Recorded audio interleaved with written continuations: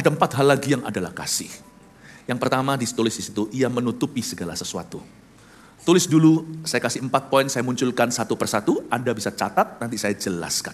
Pertama-tama dari 4 hal yang lagi, selain 1, 2, 3 yang saya sudah jabarkan tadi, sekarang yang nomor 1, nomor pertama, apalagi yang adalah kasih, tidak menjadi pemberita kegagalan orang lain, itu juga adalah definisi kasih. Dia menutupi segala sesuatu. Ini bukan berarti kalau ada teroris kita lindungi. Kalau ada koruptor, maka kita juga ikut-ikut berdusta.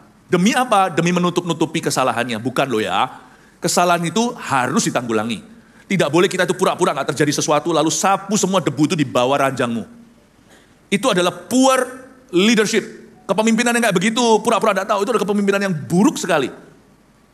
Saya tidak pernah izinkan bahkan anak-anak saya kalau salah, saya biarkan. No. Memang kasih menutupi banyak sekali kesalahan, betul sekali. Tapi ada kesalahan yang jadi karakter. Tapi ada kesalahan yang harus mempertanggungjawabkan bukan hanya sama Tuhan soalnya, tapi juga sama orang lain. Janganlah kita pura-pura tidak tahu kalau anak kita berhutang kanan kiri larikan uang orang. Lalu ngaku-ngaku mamanya ke gereja, mamanya itu cinta Tuhan, bohong. Anda tidak akan izinkan anak Anda berbuat begitu, merugikan banyak keluarga, merugikan banyak perusahaan, lalu Anda cuma berdoa. Tegur anakmu. Tegur anakmu. Dan kalau disiplin dia, nggak mau dibelikan kado apa-apa. Jangan mau uangnya yang dicuci.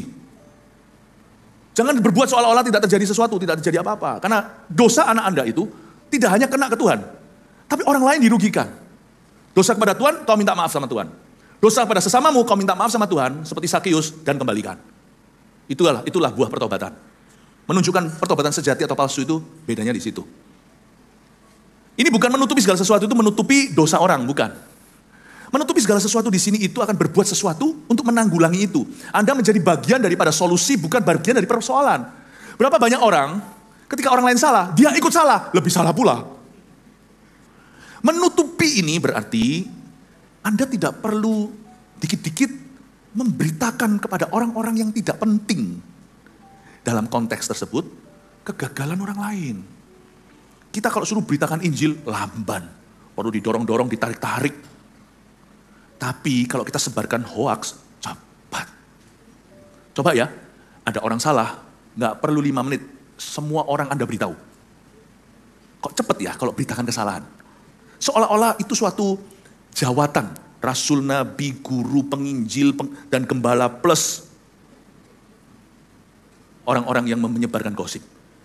Seolah-olah Anda dapat amanah. Di dalam hati itu ada dorongan.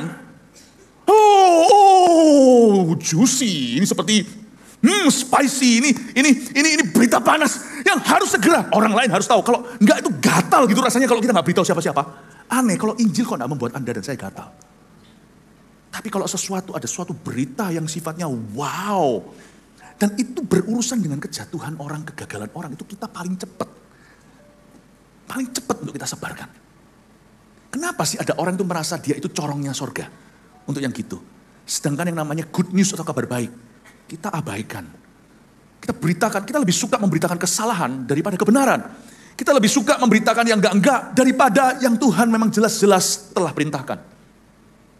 Aneh. Zaman sekarang itu kadang-kadang kita cepat sekali dapat berita harus disortir.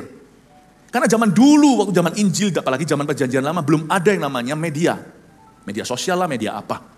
Zaman sekarang itu kita harus mengerti bahwa tidak ada apapun di hidup kita itu di luar pantauan Tuhan.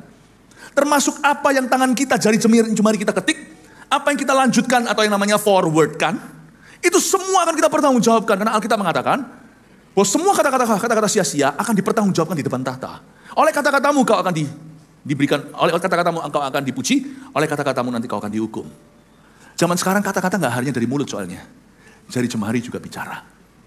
Oleh sebab itu Bapak Ibu Saudara, kita harus menjadi orang yang mawas diri soal ini. Jangan pernah merasa kita bertanggung jawab untuk memberitahu semua orang atas kegagalan orang lain. Karena toh orang lain diberitahu. Itu tidak menghasilkan kebaikan kecuali merusak iman orang yang tidak perlu tahu. Dan itu juga merusak imannya orang yang memberitahu. Bapak Ibu Saudara, kita mesti hati-hati untuk tidak menjadi pemberita kegagalan orang lain.